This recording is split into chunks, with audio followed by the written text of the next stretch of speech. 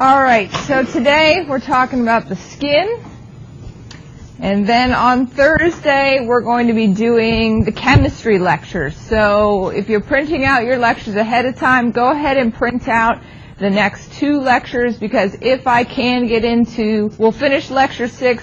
If we have time to get into lecture 7, I will start lecture 7 on Thursday. I was going to say something else. Forgot it now.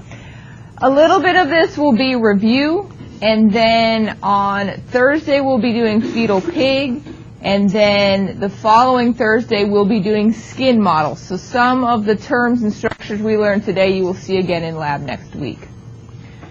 All right, membranes of the body. Some of these are a review that we saw when we went through histology, like serous membranes. We'll also talk about mucous membranes, cutaneous membranes, mucocutaneous membranes, and finally endothelium. And that's just a laundry list. We're going to go over each one individually.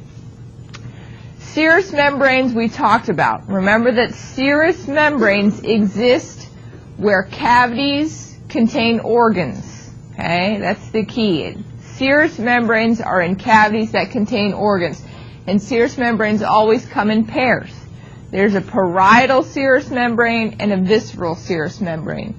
The parietal serous membrane always covers the cavity itself. The visceral serous membrane always covers the organs that are in that cavity.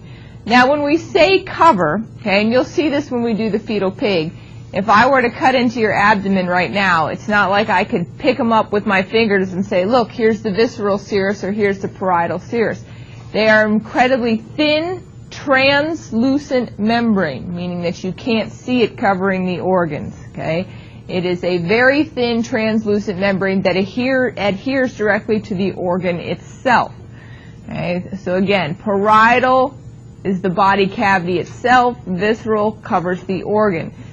Also, don't forget, between the 2 membranes exists fluid that acts like a lubrication, because the purpose of having these membranes is so that the cavity wall and the organs can slide past one another without getting tangled, as well as the organs can slide past each other, like in your abdomen. Your intestines can slide past one another and not get caught up, not get tangled, not get tied in a knot. Mucous membranes are just like they sound. They are membranes of the body that are bathed in mucus. We mostly find them in the upper respiratory system. Mucus is sticky, okay? And it's supposed to be.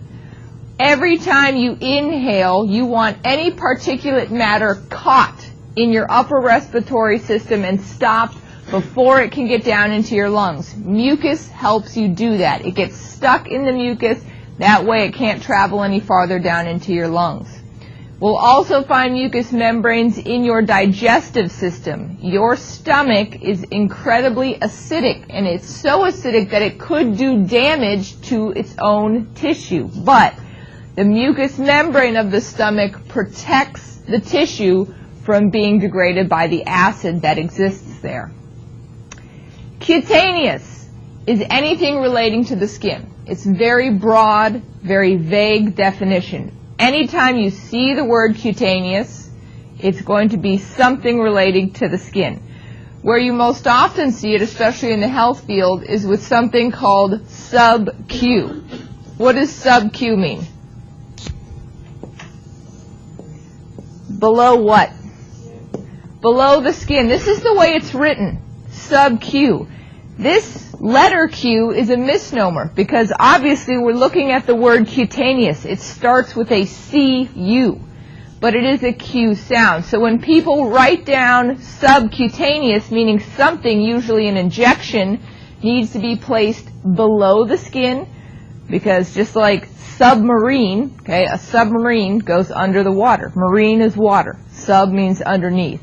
So sub-Q means something needs to be placed underneath the skin. So when you see it, just keep in mind that the letter Q is a misnomer because cutaneous does not start with the letter Q, just the sound of Q. Mucocutaneous, a combination of our last two, and it is exactly that. A mucocutaneous membrane is the line of junction between a mucus and a cutaneous membrane.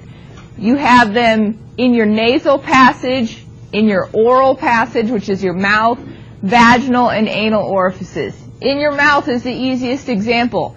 Your lips are cutaneous. They are skin. But if you start to go inside your mouth, there's a point where your lip then becomes moist. That's the inside of your mouth. That's the mucous membrane. So that line where your dry skin of your lip meets the moist membrane of your mouth, that's mucocutaneous. And finally, endothelium. We know that endothelium is in a blood vessel, but what is it more specifically?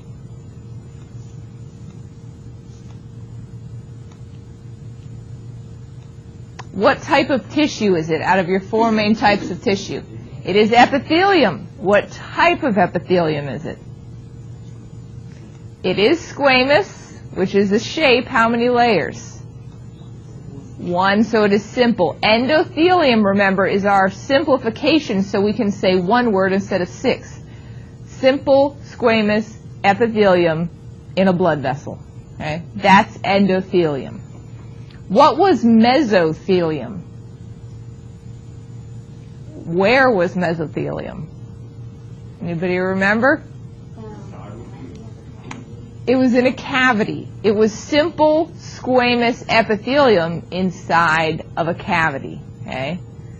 Mesothelium, endothelium. Those are epitheliums, specifically simple squamous epitheliums, varied by location. Okay, now to your skin, because your skin is a membrane. It is a membrane that covers your entire body. Remember that your skin provides a barrier for you, and that was one of our very first things in the lecture we talked about when we needed to separate the inside of us from the outside of us. It also allows us to communicate with our environment and to respond to it. Your skin has many layers. What are the directional terms we use to describe layers above? Not superior, superficial, and what do we use to describe layers below? Deep. Superficial and deep. That's what we'll be using when we talk about layers of the skin. If they are on top of each other, they are superficial. If they are underneath each other, they are deep. The most superficial layer of the skin is the epidermis. When you look down at your arm, you're looking at your epidermis. Underneath or deep to the epidermis is the dermis. Okay? Those are the layers of the skin. There are a lot of different structures associated with your skin that are called derivatives. That means they started from the exact same material, but instead of turning into skin, they turned into hair, nails, sweat glands.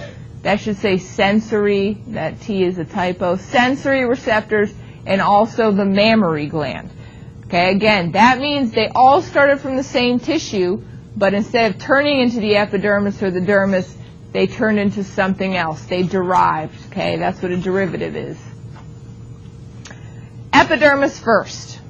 Your epidermis is considered stratified squamous. Translate that for me.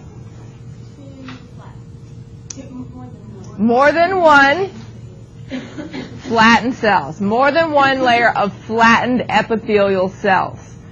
The layers starting with the deepest going to the most superficial. There is a layer called stratum germinativum, and it is actually the combination of two different layers. The deepest being stratum basale, and then superficial to that is stratum spinosum. Superficial to that is stratum granulosum, then stratum lucidum, and the most superficial layer is stratum corneum. So when you look at your arm, what layer are you looking at? Stratum corneum. I'm looking at stratum corneum. That is the most superficial layer. You will need to remember the names of these layers and the order in which they appear. Okay? And while we usually remember the second word, because they all start with stratum, you will need, if you have to write it down on the test, you will have to put stratum. Stratum means layer. Okay, it's Latin for layer. That's all stratum means. This brings us to a technique that many students of anatomy use. It's called a mnemonic device. Okay? Mnemonic device is useful when you have to remember certain structures in a particular order. In this case, we're doing layers of the epidermis. I like to do them superficial to deep. You may like to do them deep to superficial. It really doesn't matter as long as you pick a direction and you remember them always in that direction. So if we go superficial to deep, we have stratum corneum, stratum lucidum, stratum granulosum, stratum spinosum, and stratum basale. I've taken the first letter of each layer, and instead of trying to remember corneum, lucidum, granulosum, spinosum, basale, I'm going to replace words that are easy for me to remember. That's what a mnemonic device is. So somebody come up with a C word. It has to be a noun. No one can come up with a noun that starts with C. It's like Mad Libs. Cat. Very good. Okay. Cats what? Cats love green.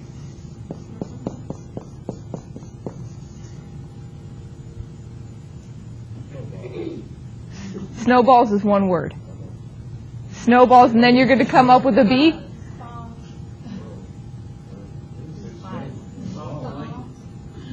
Green soft blankets. There. That's how a mnemonic device works.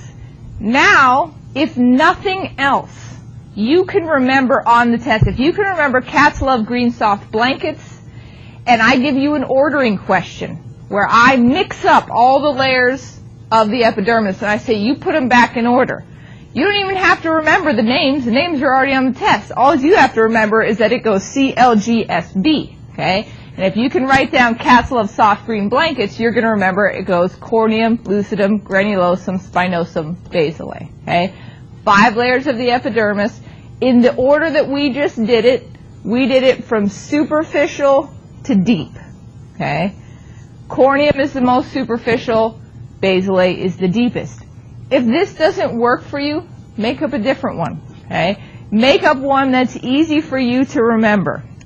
It may be relevant to you, a hobby, your life, your friends. It could be the names of your friends, the names of your family. It doesn't matter as long as you can do it and stick it in your mind. These words are easier to remember than those ones. And this will be a technique that you can employ in anatomy again and again and again. Because frequently you do need to remember things in order. Okay, cell types that exist within these layers. There's a cell type called a keratinocyte. Okay? Cyte, again, means cell. And it's a cell that produces the word, or the prefix in front of it, keratin. Okay? Keratin is a very fibrous protein that gives your skin its strength. We saw when we looked at stratified squamous that there was keratinized and non-keratinized. Your skin is keratinized because it contains keratin.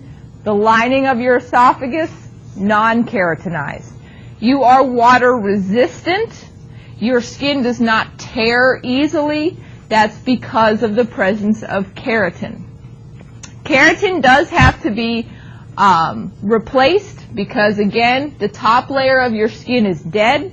So the keratinocytes, as you regenerate this top layer of skin, are constantly producing the keratin to go with it. Melanin, which is we're going to talk about, is a pigment, breaks down inside of keratinocytes. Okay? Melanin is produced by melanocytes. It is a pigment. Everybody's skin is pigmented. So everybody has melanocytes. And the melanin is found in the deepest layer of the epidermis. That's where it's made. And then it is pushed, it is released from the melanocytes and pushed up a few layers. Again, melanin is the primary pigment of the skin. Your hair is colored because of melanin. And your retinas. Okay? The deepest layer of your eye is a dark brownish black. to absorb light, to keep light from bouncing around inside your eyeball. And the reason that you have that pigmented layer of the retina is because of the melanin there. All right, here is a picture of the epidermis. I'm going to shut off the lights for just a minute so we can see all the different layers. All right, the top layer, the most superficial, is what? Stratum corneum. Okay, stratum corneum. This is all stratum corneum. It's a very thick layer. Okay, all stratified squamous. This light pink layer right here is stratum lucidum. Lucidum means clear. Stratum lucidum is where your calluses arise from. Okay? Calluses is if you work with your hands a lot, parts of your epidermis tend to thicken in order to protect your hands from the work you've been doing, and it is stratum lucidum that thickens. If you pick at a callus or you file a callus, does it hurt? No. Okay? Stratum corneum and stratum lucidum are dead. Those are dead layers. They slough off, they die. If you get a callus, especially on your feet somewhere like that, ladies are usually used to, if you go get a pedicure, they'll file on your calluses. It doesn't hurt because stratum lucidum and stratum corneum are both dead layers of skin. This dark layer underneath is the third layer. What's our third layer? Granulosum. Okay? It's very dark because that's where the melanin is being pushed. Melanin is made in the deepest layer, but then it's pushed out of those cells and pushed up to stratum granulosum. Stratum granulosum is alive, but barely. Okay? After granulosum, we have stratum spinosum. It's this pink layer that is very irregular. It has spines. Okay? It jets down until this lighter white layer. Okay? This is all stratum spinosum. The deepest one, stratum basale. It is one cell layer thick, and it outlines the shape of stratum spinosum. So here is stratum basale, just one cell layer thick, outlining the very edge of spinosum. And I have some pictures where basale is more highlighted. Underneath the epidermis, or deep to the epidermis, is the dermis. The dermis is dense, okay, fibrous connective tissue. That should ring a few bells from histology. You should already have an idea in your mind what it's going to look like. Cell types that exist in the dermis: fibroblasts, macrophages, mast cells, white blood cells. What's important to know about all of those cells? Those are your immune cells. Those are cells that are there to protect you from bacteria and viruses. And that should make sense. Your skin covers your whole body. Your skin is a barrier. If something gets through that barrier, don't you want your defense system sitting right there ready to pounce on it? So right underneath your delicate epidermis is your entire defense system waiting for a cut, a scrape, somebody to try and get in through a hair follicle or a sweat gland. All of your defense cells are sitting right underneath the surface. The fibers that exist there are all. You have collagen fibers for strength. You have elastic fibers for movement. And you have reticular fibers to help all of these cell types stack themselves in the dermis. The dermis has two layers, okay?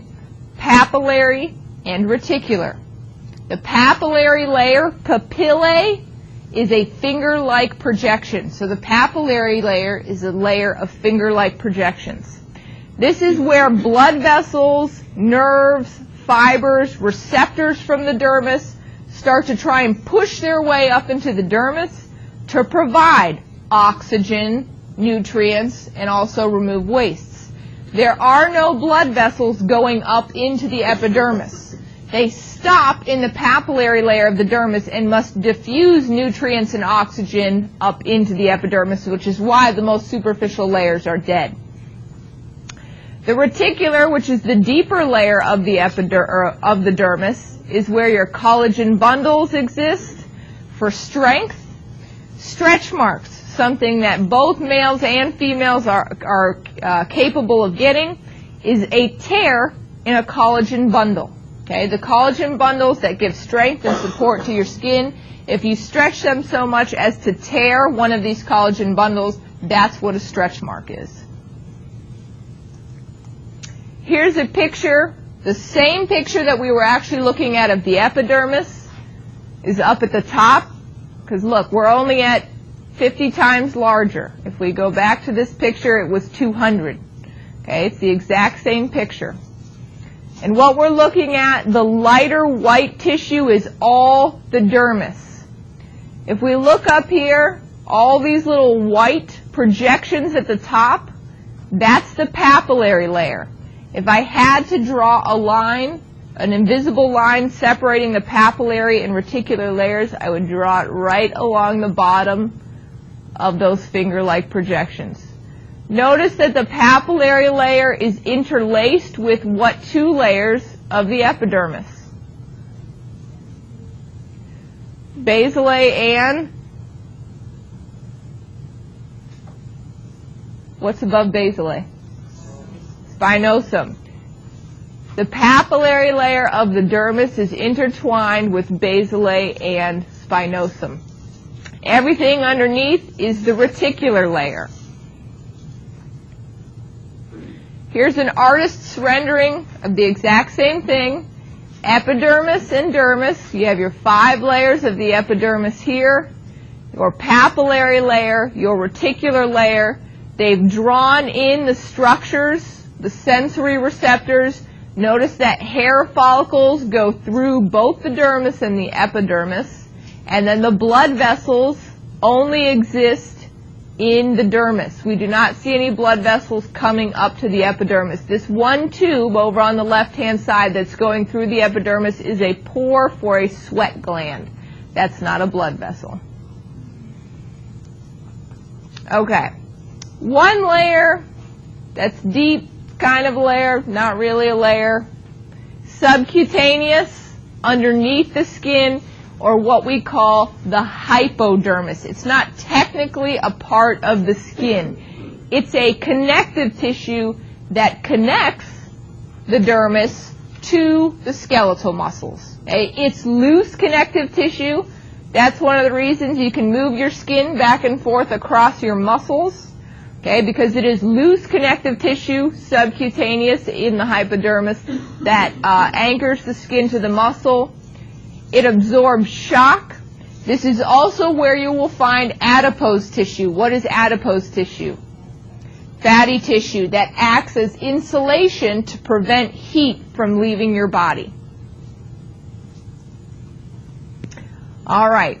When we talked in the very beginning, we said there were derivatives of the skin, and these are them. Appendages are derivatives of the skin. That means they started from the same layers as the epidermis and the dermis, and then they turned into something else. Sweat glands, mammary glands, sebaceous glands, hair, and nails. Again, that's a laundry list. We'll go over each one individually. Sweat glands. Lots of different types of sweat glands exist. Eccrine, apocrine, ceruminous. Eccrine sweat glands are coiled and tubular. Okay? Their coiled part sits down in the dermis, and then they send a single tube up through the epidermis that produces sweat. You have eccrine sweat glands on the palms of your hand, the soles of your feet, your forehead. That's where they are the most prominent. So when it's hot out and you're sweating and sweat's running down your forehead, that is coming from an eccrine sweat gland. It produces sweat through something called exocytosis, and we will talk about this once we get into cell biology and cell physiology. Exo is like exiting, to leave a room. If you exit it, cyto is cell, osis is movement. It's movement of something out of the cell. That just means the cell produces something and pushes it out. That's the way eccrine sweat glands produce sweat. Apocrine sweat glands are in the axillary and anogenital region. Where is your axillary region?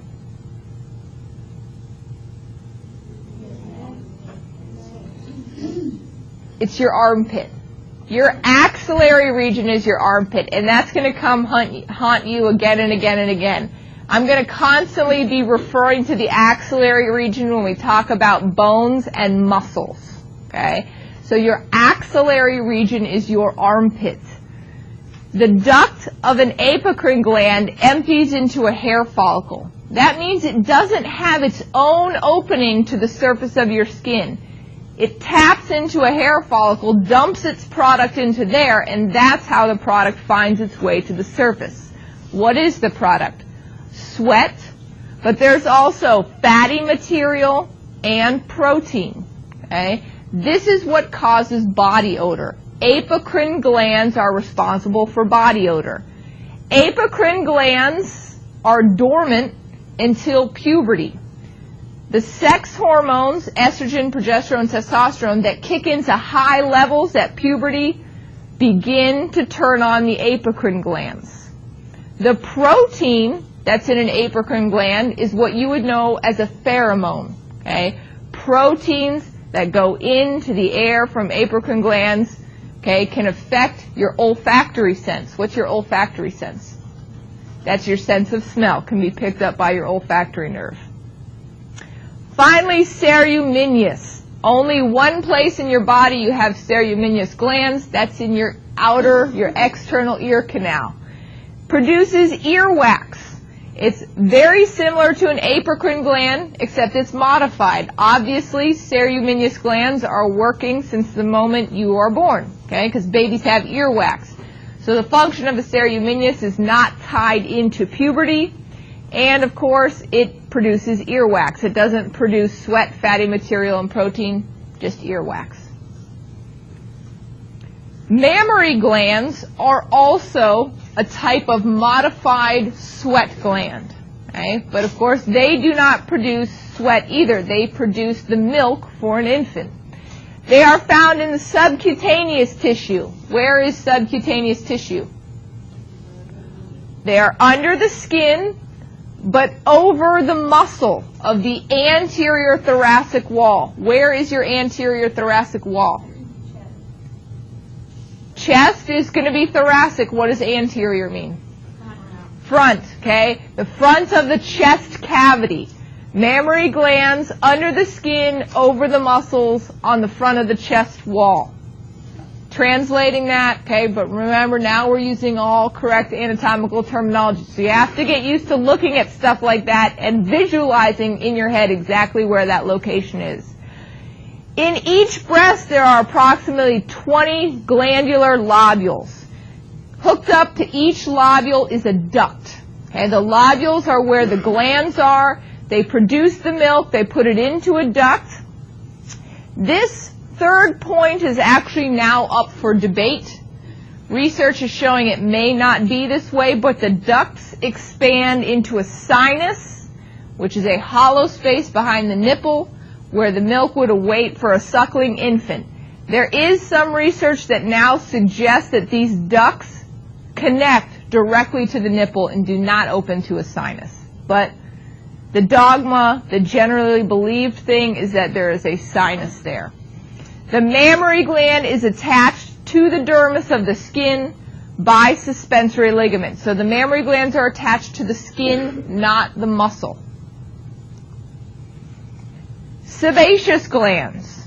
Okay? The sebaceous glands are what are called a simple alveolar or holocrine gland.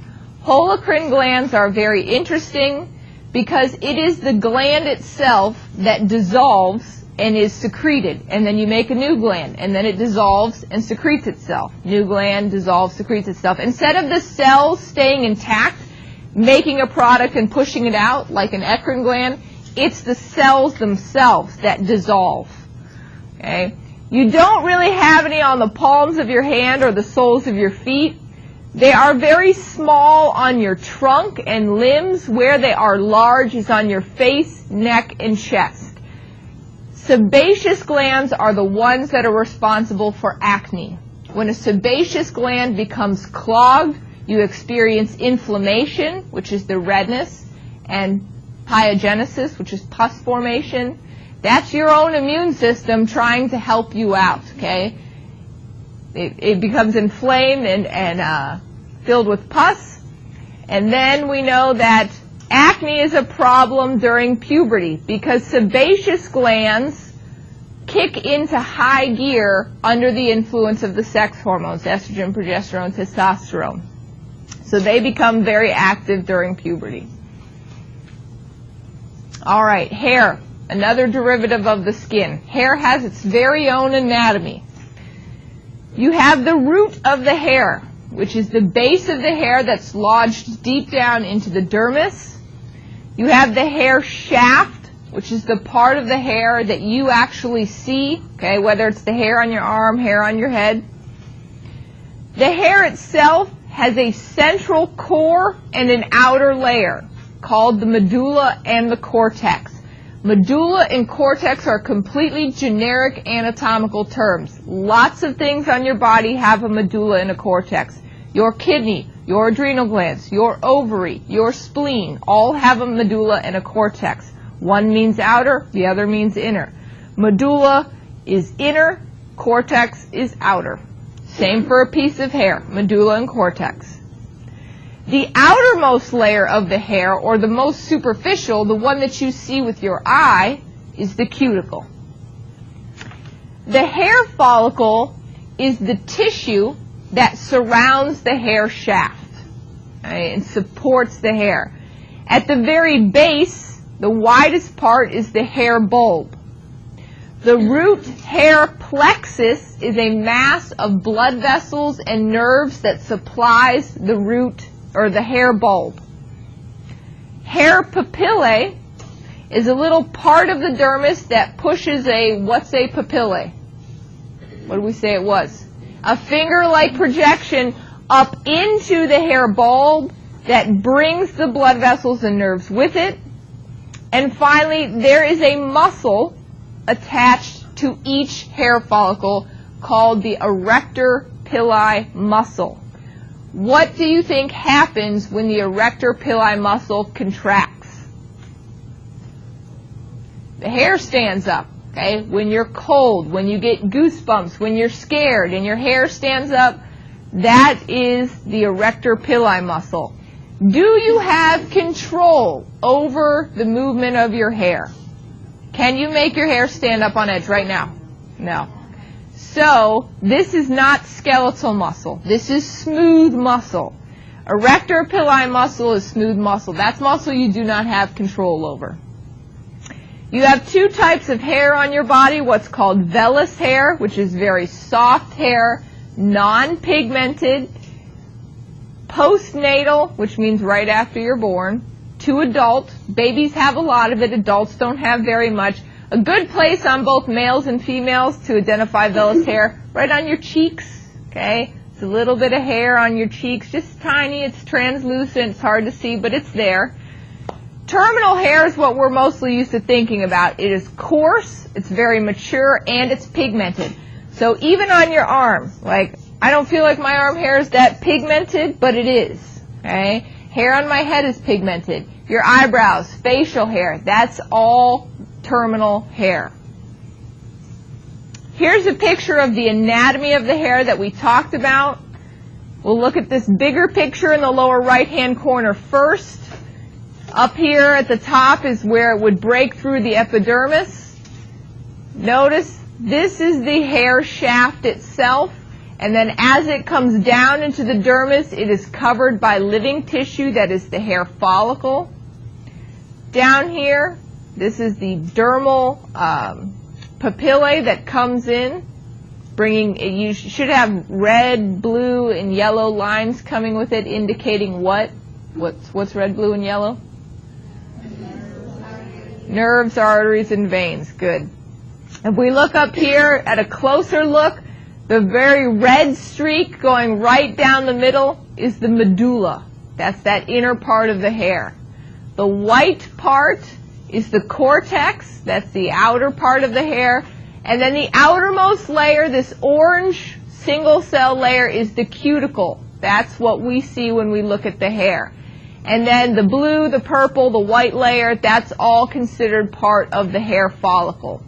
The root of the hair is the white part of the cortex that comes down and clasps around this papillae. And then the bulb of the hair includes this entire bulbous portion with the root and the follicle. Here's your arrector pili muscle.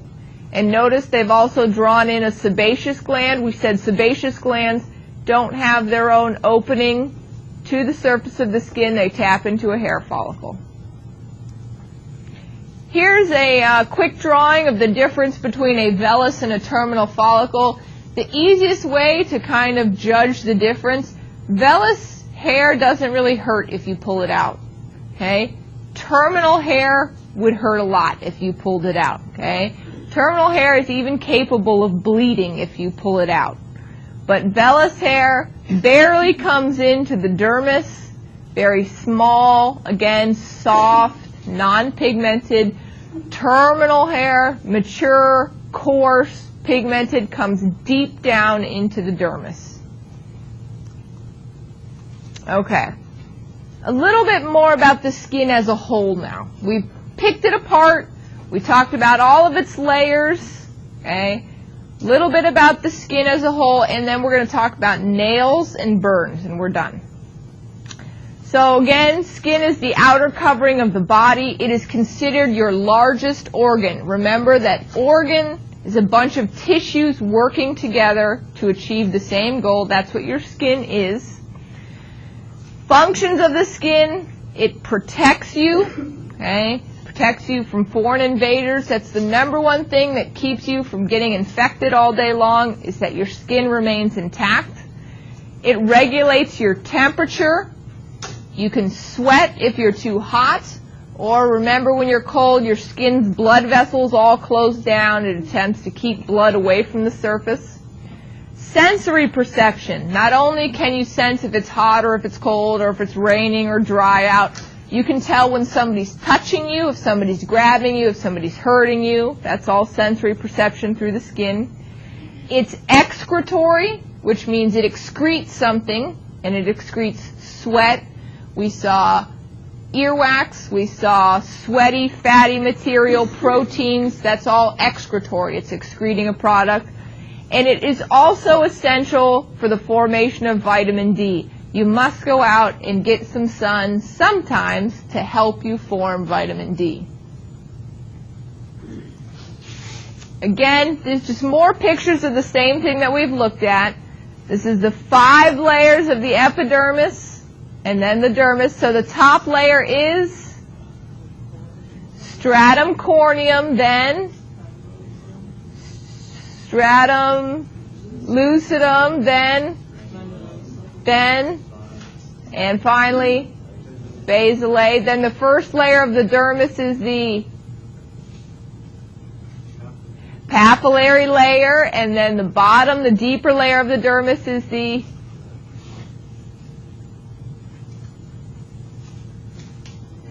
nobody's got the deep layer of the dermis? Reticular, the reticular layer of the dermis. So 7 layers altogether, including the epidermis and dermis. Saw this picture before, and this one showing you the dermis as well. What's in the circle right here is a sweat gland. Okay, all these little circles around are different sections of sweat glands. Here's a picture I like that highlights stratum basilae very well. This stain is specific for stratum basilae. The brown layer is the 1 cell layer thick outlining spinosum.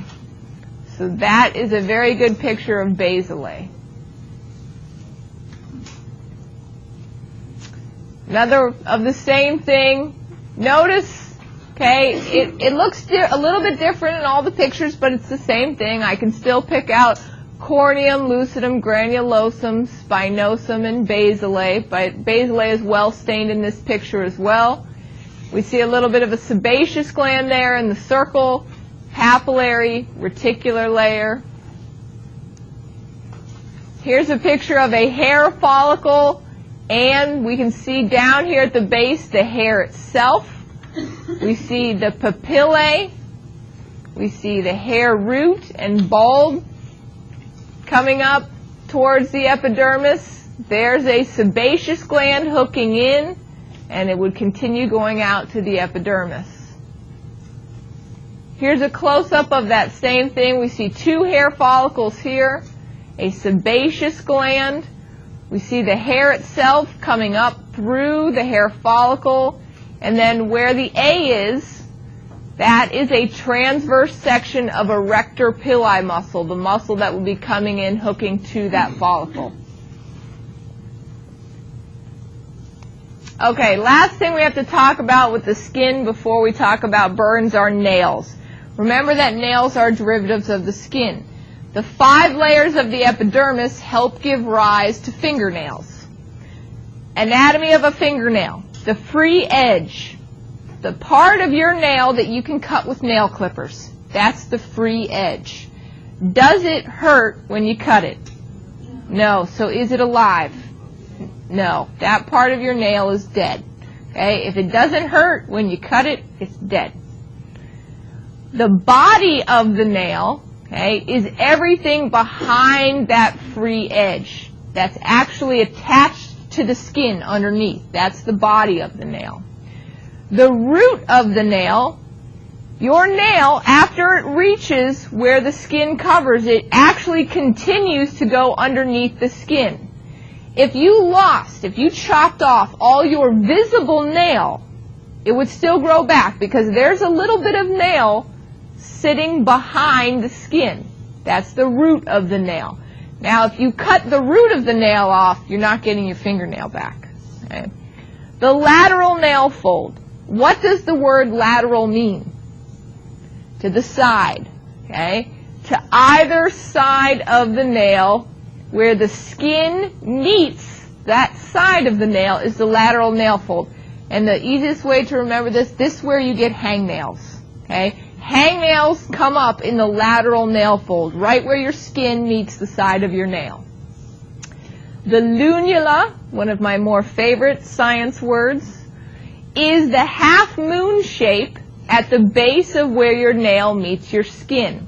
It's very evident on your thumb. Okay, for almost everybody, you can see the lunula on your thumb. In order to see it on the rest of your fingers, you have to push what's called your cuticle. You have to push your cuticle back, and that's the skin that's sitting at the most proximal part of the nail. Okay, back towards the back where the nail meets the skin. Your cuticle is also dead. Okay, for those of you that go to get your nails done, they trim the cuticle with scissors, and it shouldn't hurt because they should only be getting the dead tissue. Okay, here's the link up between the layers of the epidermis and your fingernails. The under part of your nail, so that's the part of your nail that actually attaches to the skin, is formed from stratum germinativium. What 2 layers form stratum germinativium?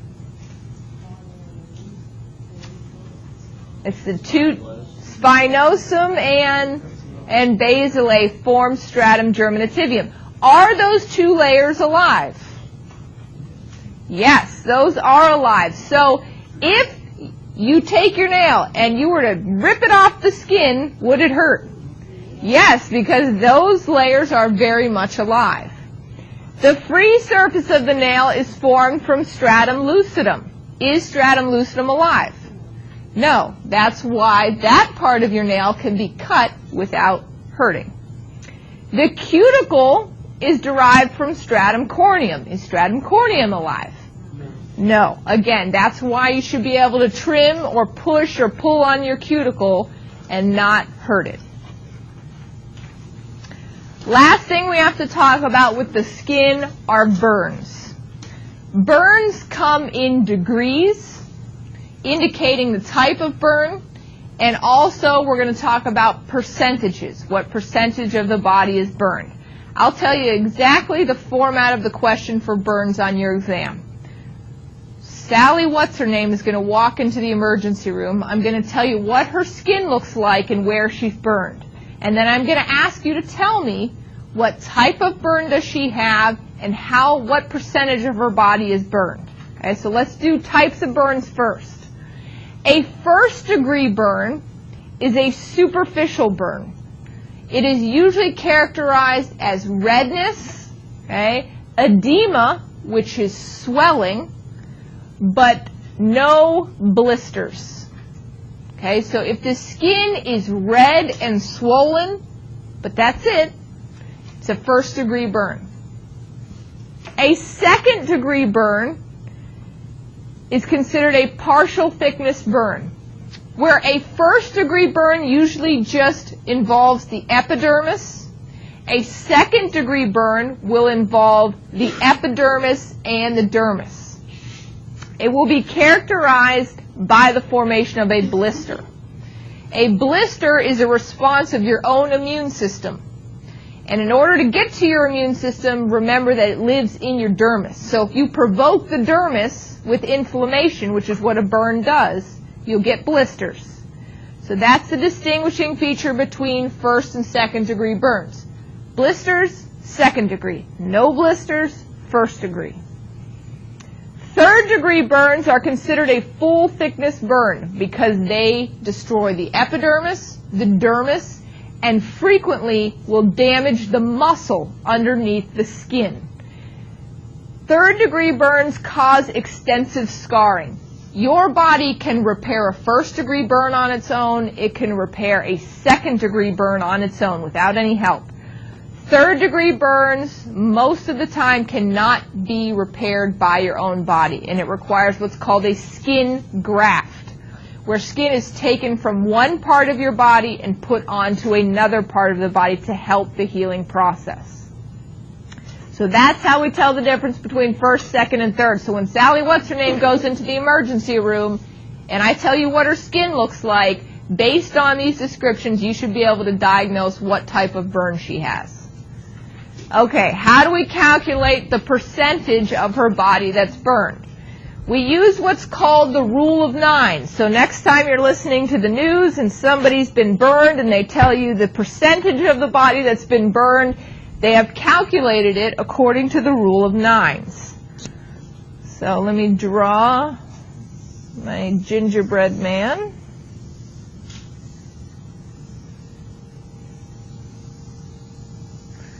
Okay, and the body is divided into multiples of 9. First one, head and neck, 9%. Here is where everyone is going to miss. Do not forget that 9% includes the anterior and the posterior. So if Sally What's-Her-Name comes in and she has got blisters all over the front of her head and neck, what degree burn does she have? Second degree, and what part of her body is burned? What percentage of her body is burned? 4.5.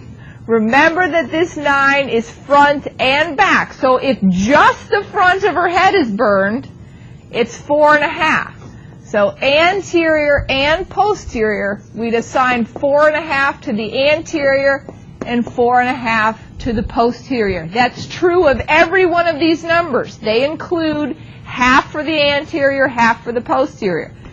The upper limbs, both together, your right upper limb and your left upper limb together are 18%. So if Sally What's-Her-Name only burns her right upper limb, how much is that? 9%. So 9% for each limb.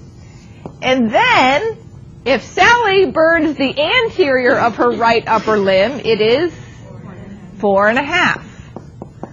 4.5 for each side of the limb. lower limbs together are 36. So if you only burn one limb, 18. And if you only burn the front of a limb, 9.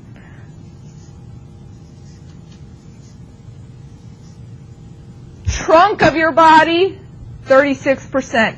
So if you only burn the front, 18. 18 for the anterior, 18 for the posterior. That gives you your 36% for the trunk. And then finally, if you add up all of those numbers, you'll notice it goes to 99%. The 1% left is the perineum. That's the anogenital region. That's that last 1% of the body. Okay, so be able to draw this little man for yourself, chop him up, write his percentages so that when it comes time for the test and I tell you the type of burn, I describe it, and I give you the areas on the body where that person is burned, because you can bet I'm going to divide it up into the anterior of a limb, the posterior, the entire front, the entire head and neck. I'm going to say how much of them is burned. You're going to have to be able to break down the body. Questions? All right, I'll see you guys on Thursday. Don't forget fetal pig and lab quiz. Say your lecture quiz. All right. Hang tight. Let me go down to my office and grab it.